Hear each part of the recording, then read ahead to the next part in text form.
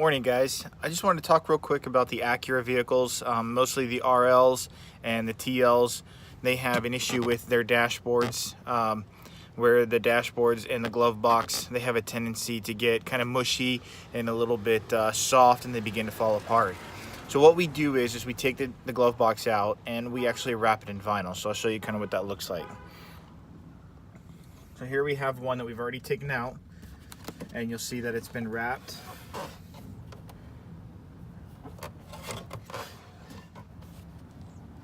This is kind of what the final product looks like.